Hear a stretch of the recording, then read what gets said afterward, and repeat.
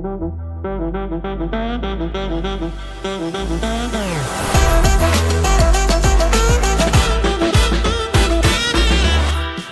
ួយចវាគឺជាតំបន់ដែលកំពុងតែអភិវឌ្ឍល្អបំផុតនៅក្នុងរាជធានីភ្នំពេញ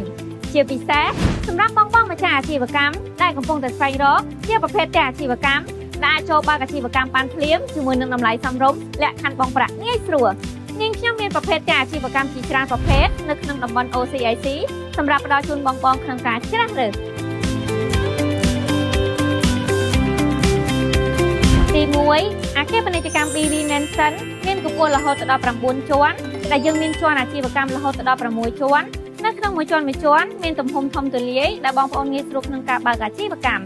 ជាន់ទី7ដល់ជាន់ទី9ជាប្រភេទ Sky Villa ដែលយើងមានរហូតដល់4បន្ទប់គេងអាងហែលទឹកឯកជននិងមាន Sky Bar ផងដែរទី2អគារពាណិជ្ជកម្មសវណ្ណមេខាមានទីតាំងល្អឥតខ្ចោះទាន់មុខជាមួយនឹងផ្សារទំនើប Big C និងសាលាពាណិជ្ជកម្ម OCIC មានកម្ពស់រហូតដល់6ជាន់ដែលបងប្អូនងាយស្រួលក្នុងការបើកអាជីវកម្មជាច្រើនប្រភេទដូចជាហាងលក់គ្រឿងអលង្ការ showroom និងភោជនីយដ្ឋានជាដើមទី3គម្រោងជ្រោយចវា Garden ដែលសាងសង់នៅលើផ្ទៃដីរហូតដល់13ហិកតាកន្លះមានទីតាំងនៅលើមហាវិថី OCIC ផ្ទាល់ដែលមានប្រភេទផ្ទះជាច្រើនប្រភេទសម្រាប់ដល់ជូនអតិថិជនជ្រើសរើសទី4គម្រោងជ្រោយចវា Commercial Center គឺជាគម្រោងផ្ទះអាជីវកម្មមួយដែលលក់ដាច់ជាងគេនៅក្នុងគម្រោងបច្ចុប្បន្ននេះកំពុងតែមានអតិថិជនចូលបើកអាជីវកម្មនិងរស់នៅច្រើនកកកទី5ផ្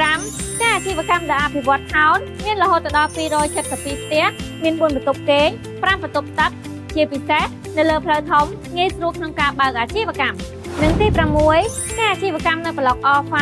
មានទំហំដីរហូតដល់ 4.2 x 29 ម៉ែត្រនិងទំហំផ្ទះ 4.2 x 18 ម៉ែត្រមានទីតាំងនៅជិតជាមួយនឹងផ្សាររុងរឿងផ្ទាល់តែម្ដង